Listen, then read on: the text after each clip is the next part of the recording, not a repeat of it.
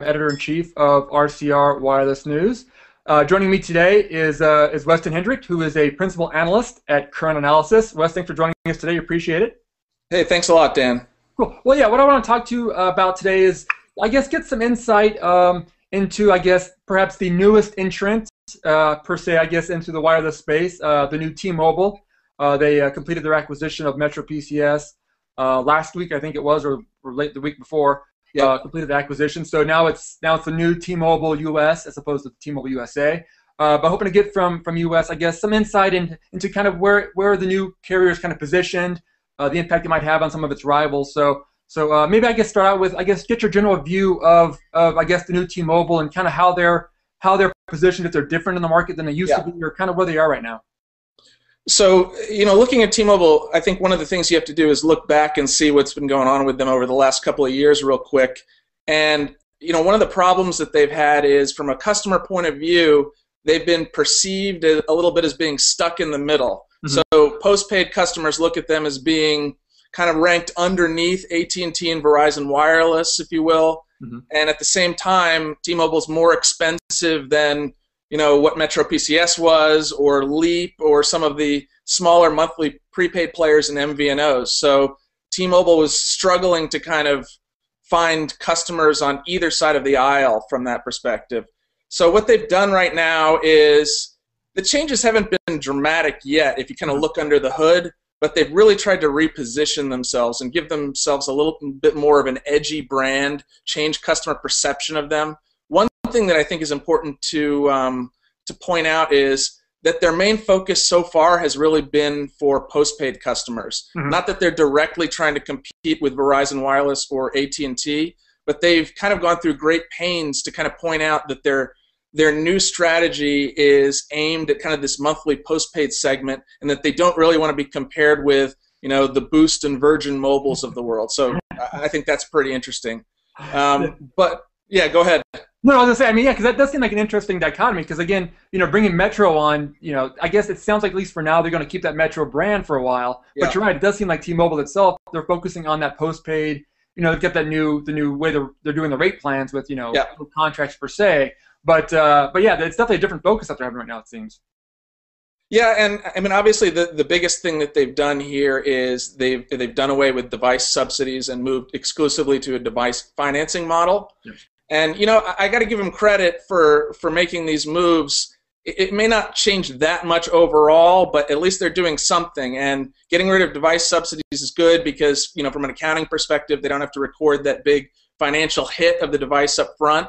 Yeah. And then also by moving away from service contracts and going straight to device financing only, from a marketing point of view, it gives them a little bit of a win for them to talk to customers. Now, they've gotten into a little bit of trouble about that already, since people are still viewing the device financing as a contract. But there are advantages to the device financing model over the old traditional contract situation. The biggest being that once you finish paying off your device, that portion, that cost of your monthly bill is going to drop off your bill, and you're going to be paying a lower overall monthly fee than you would be if you were going with a traditional contract postpaid player.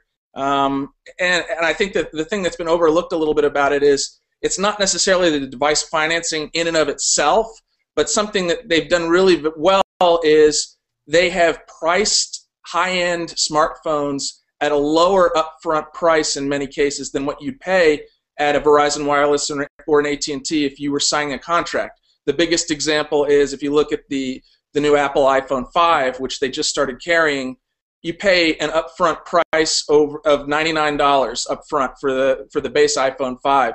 And at Verizon Wireless, for example, that's $199. So right up front, it's $100 less upfront cost to a customer. And if you know anything about U.S. customers, they love not having to pay a lot of money up front. They don't necessarily look at all the service terms and how long the carrier is going to have you locked away for, but if they can get in and out and get the latest and greatest phone cheap, I think, to me, that's the most important aspect of what T-Mobile's done here. In the past, they, even when they had device financing on their old value plans, the upfront device prices were a lot higher. So that's really one good aspect of what they've done so far. Yeah, that's a great point too. And even though they are charging a little bit less upfront for the device, the rate plans are still, even with the device subsidy on there, the monthly charge is still pretty competitive too with what everybody else is offering, if not a little bit cheaper. So you're right. I mean, it's less upfront, and it's still less per month, even with the additional cost of the device. The question is it low enough? I mean, like what I said before is, yes, we know it's cheaper than AT&T and Verizon Wireless, but really they haven't changed the plans that much from the old value plans. If I had to point to one thing that they added with their new simple choice plans, it's that they're including the ability to do mobile hotspot data on all the plans, not always unlimited or anything like that. There's always restrictions, but at least they're including that as part of the plan. In the past, you had to buy that separately. Yeah. But still, if that aside, the rates that they're charging are very similar to their old value plans. So it goes back to the point of how the carrier is viewed by their customer base or potential customers. Are people still looking at them as inferior to a Verizon Wireless from a networking point of view? I think so. So people expect the pricing to be lower. Mm-hmm. The question is it low enough that the real value-oriented customer is going to look at them instead of a Leap or a Virgin Mobile or a Boost or a TracFone Straight Talk, for example. So I think the jury's still out there, and it remains to be seen. They've got a lot. They've really still got to turn their name a little bit more around through their marketing and advertising. And I know they're trying to push more of an edgy brand, but I still think they've got a ways to go. Yeah, well, brings up some good topics. Yeah, I guess looking at how they're going to impact both the higher end and the lower end of the market. I mean, obviously, with Metro now in the fold, Metro was going kind of head to head with the Leaps and the Straight Talks of the world. T-Mobile was kind of maybe not quite as aggressive in that market. Yep. I mean, how do you see them playing against that lower end of the market? I mean, does someone like Leap get impacted the most by this, or who do you think gets impacted the most from the smaller carriers? It'll be really interesting. I think T-Mobile, now that they've made these changes, they're kind of taking the view of it's kind of the monthly prepaid space, if you will. They're trying lots of different things. They got rid of their old 4G monthly prepaid plans, and they're kind of saying, look, it's pretty much the same as our simple choice postpaid plans. So for someone who wants to bring their own device or doesn't want to do the device financing or doesn't qualify for the device financing, that kind of is their T-Mobile branded monthly prepaid offering.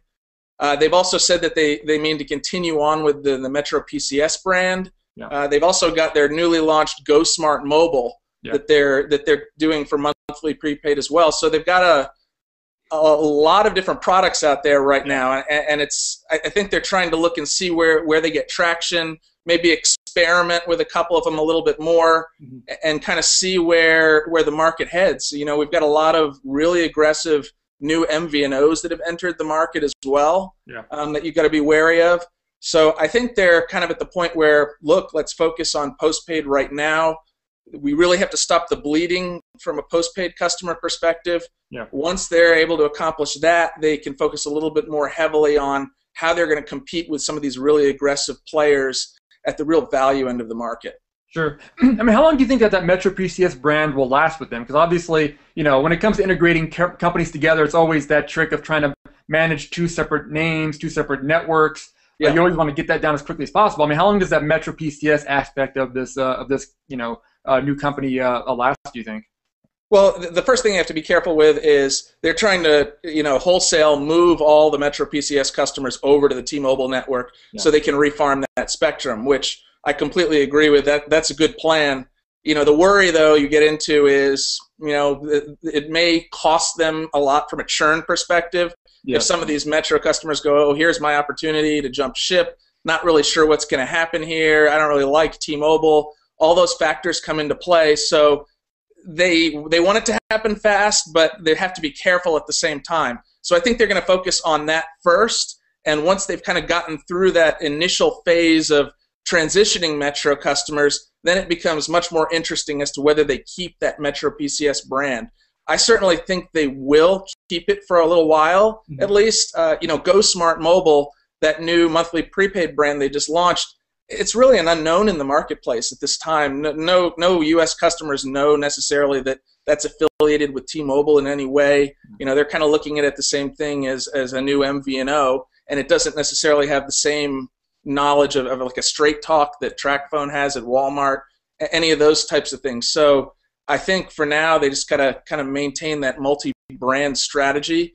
And one other thing, I don't think they can be afraid of cannibalizing one versus another. If one starts to really be successful at the expense of the other, they need to move aggressively towards the one that's successful and not worry too much about the cannibalization issues if they want to be successful in that space in the long run. Yeah, that's a good point too, because you're right. A lot of carriers, they do get a little worried about cannibalizing from their other sales channels and stuff too. So that's a good point. Yeah, that's interesting what they might do there. But then I guess maybe looking at the higher end of the market, I mean, obviously it seems like perhaps the biggest impact might be against someone like a Sprint Nextel, who's got a lot of prepaid brand themselves. Yep. It's kind of seen as that, not quite the big two, kind of in that middle grouping there. What impact do you think this will have on Sprint Nextel, which is obviously also going through some network issues, trying to redo the vision program and stuff, and shutting off the Nextel network? How do you think it'll impact Sprint Nextel? Well, I do think that there may be some impact for sure. I mean, T-Mobile has been in such a downward spiral these last couple of years. Yeah. I mean, if you even just look at last year, they were still doing this device financing stuff. They had the value plans, but customers had to pay a relatively high upfront cost for their device, and they had to sign a 2-year contract on top of that. And it was just extremely confusing. It didn't necessarily make sense when you walked into a store and the rep tried to explain all the different things that you had to buy. Yeah. So T-Mobile was almost handicapping itself back then. So now that they've removed some of those barriers, it is going to make it a little bit easier to sell T-Mobile, but part of it's just going to be because it was just so bad before that by definition, things are guaranteed to get better. So yeah, I do expect that to have a little bit of an effect on Sprint, but the question remains: how does T-Mobile try and capitalize on any of the momentum they're able to generate by this, and are they going to be able to keep being aggressive on all the areas? I like the fact that now they have a much wider range of smartphones. Yeah. They've got the iPhone, the Galaxy S4, those types of devices, and like I said, with the device financing, they're keeping the upfront price of those devices pretty reasonable. $99 for an iPhone 5 is a good deal when you're thinking about postpaid service. So it's a matter of how they really build up their brand. Yeah. And it's also kind of gotten the bigger guys to kind of look at that financing model as well. I mean, it seems like everyone's kind of asked that question of the big guys, whether it's Verizon or AT&T or Sprint. Yeah. If they're going to go that way as well, and it's at least they've mentioned that they're looking at it, because obviously they're kind of it's a wait and see at this point to see how well it works. But it's at least got them thinking about and maybe changing some of their old school ways of going to the postpaid market. So. Yep.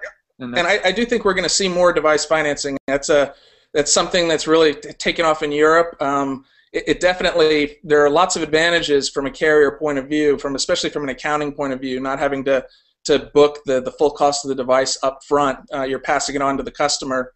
So I definitely think if this T-Mobile device financing, now that they're really promoting it, becomes successful, you're going to see a lot more carriers looking to do this. At the lower end, you already had Leap and MetroPCS doing device financing, but it was a little bit more like, okay, same as cash. If you pay it off within 90 days, it's same as cash, and if you waited longer than 90 days, you had to pay big interest charges. So that was more of like an upfront cost reduction for people who didn't have a lot of cash in their pockets. It's not a true device financing plan that has a built-in 0% interest rate that lets you spread those payments out with a low upfront cost. So I definitely think a lot of carriers are going to watch that closely. You could end up with a larger carrier offering the subsidy model and then also the device financing model side by side. T-Mobile did that for a while too, so it'll be interesting to see how it plays out. Yeah, and I think Verizon's kind of hinted or getting ready to roll out their own a bit of a device subsidy model or a financing model. It's not quite the 0% type of thing, so that's the difference. Obviously, they're kind of looking at it a different way, but yeah, at least it's got them looking at the different options there. So. Yeah, I think their model was a little bit more low upfront cost, but it's not spread over 2 years. Yeah.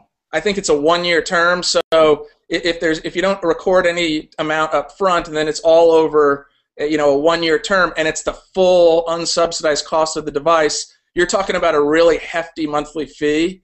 Yeah. So if you bundle that in with the service cost, it doesn't quite compare to what T-Mobile's doing from an apples versus oranges point of view. It's something a little bit different. So I think you'll see a lot of experimentation before before we really figure out which device financing angle is going to be kind of the regular successful model in the U.S. market. Yeah, that makes sense. Well, great. Well, Wes, again, appreciate the time today. Thanks so much for the insight on the new T-Mobile, and hopefully as this new entity kind of gets its feet going and where they're going to heading, we can kind of touch base again and see what they're doing differently and kind of maybe how they're changing the market. So we definitely appreciate the time today. Sure. Thanks a lot, Dan. Have a good day. Thanks a lot.